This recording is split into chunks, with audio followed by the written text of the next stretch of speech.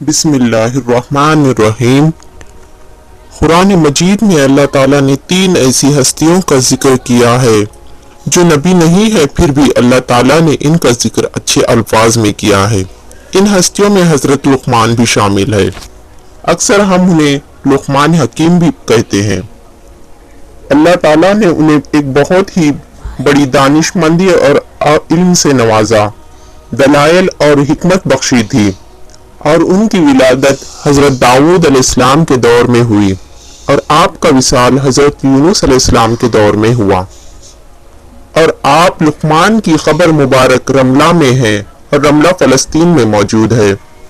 नबी नहीं थे, लेकिन अल्लाह ताला के नेक बंदे और वली थे। कुरान में अगर कोई चीज आ जाती है, अगर कोई चीज का जिक्र होता है, तो उसके दर्जे और वक़ार बुलंद हो जाते हैं।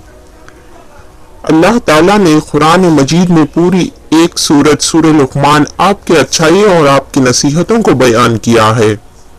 लुकमान हकीम अपनी जवानी में गुलाम थे और किसी मालदार शख्स के यहाँ गुलामी करते थे। आप उस शख्स की खिदमत इस कदर की कि वो आपकी मोहब्बत में गिरफ्तार हो गया और वो कोई चीज खाता न पीता न चख न लेता जब तक आप लुकमान उस चीज को चख न लेते थे। एक दिन हकीम लुकमान एक बड़ी महफिल में वाज़ नसीहत फरमा रहे थे। उस वक्त एक शख्स उस महफिल में आया और आपके पास जाकर खड़ा हो गया और आपसे कहने लगा, क्या तुम बनी हसास के गुलाम नहीं हो? आपने कहा, जी हाँ। फिर उसने कहा, क्या तुम मेरे साथ बकरियां नहीं चराते थे? तो आपने उसकी तरफ गौर से देखा और कहने लगे कि ये बात भी सही है। फिर उस शख्स ने कहा, क्या तुम हबशी नहीं हो? फिर आप लुकमान ने कहा, हाँ ऐसा ही है। फिर आपने उस शख्स से पूछा, आप क्या आखिर तुम मुझसे क्या चाहते हो?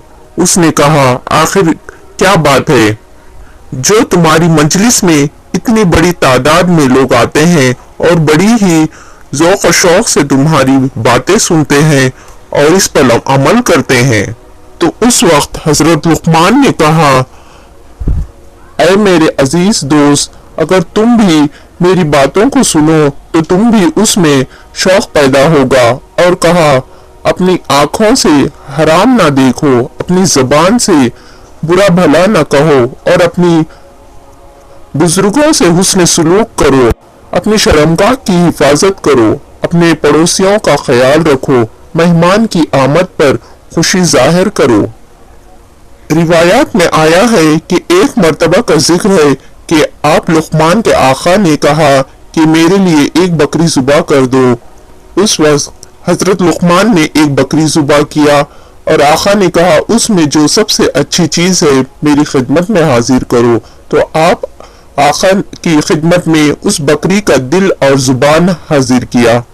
जब कुछ ही अरसा बीता तो आका ने कहा, ए लुकमान, एक बकरी मेरे लिए ज़ुबा करो, उसमें सबसे बुरी जो चीज है उसे पेश करो।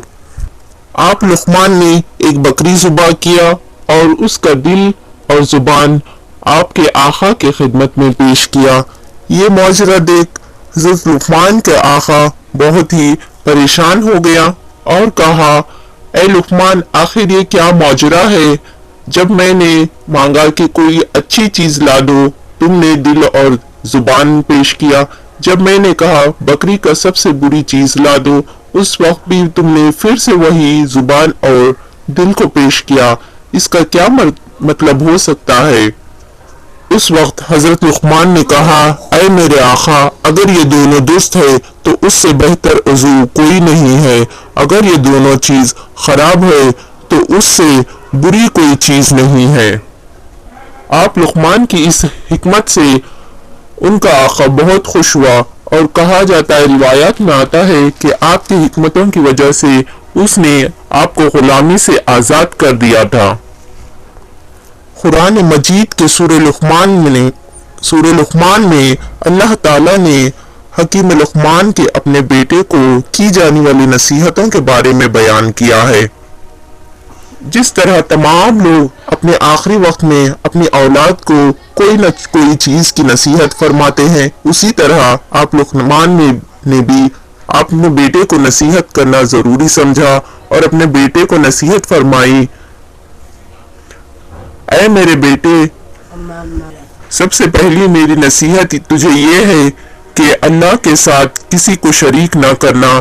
شرک بہت ہی بڑا گناہ ہوتا ہے۔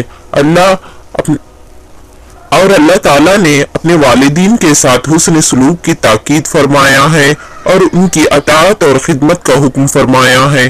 تو آپ لقمان نے بھی اپنے بیٹے کو وہی ہدایت فرمائی کہ اپنے والدین کے ساتھ حسن سلوک کرو اور ان کی اطاعت اور خدمت کیا کرو، اور کہا، اے میرے بیٹے، نماز کی پابندی رکھنا اور لوگوں کو نیک راہ کی طرف دعوت دینا اور انہیں برے کاموں سے روکنا۔ اور آپ نے کہا، اے میرے بیٹے، مصیبت کے وقت صبر سے کام لینا اور زمین پر اکڑ کر مت چلنا، کیونکہ اللہ تعالیٰ مغرور شخص کو پسند نہیں کرتا۔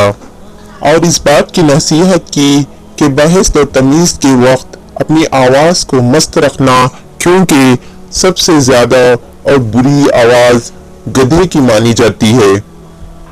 آپ لقمان کا وصال حضرت یونس علیہ السلام کے دور میں ہوا اور ان کا وصال بہت ہی بری حالات میں ہوا۔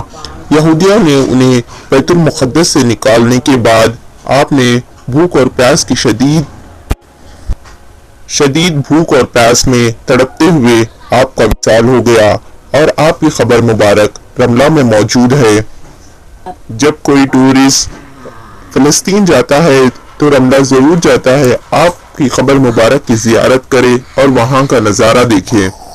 اسی طرح کی اور مزید ویڈیوز دیکھنا چاہتے ہو، اگر آپ کو اسلامک سٹوریز میں انٹرسٹ ہو تو ہمارے چینل کو سبسکرائب کریں تاکہ ہماری نئی آنے والی ویڈیوز آپ تک پہنچتی رہے، اور ساتھ میں بیل آئیکن کو بھی دبا لیں، ہر نئی ویڈیو کا نوٹیفیکیشن آپ تک پہنچتا رہے۔ اگر ویڈیو پسند آئی ہو تو لازمی شیئر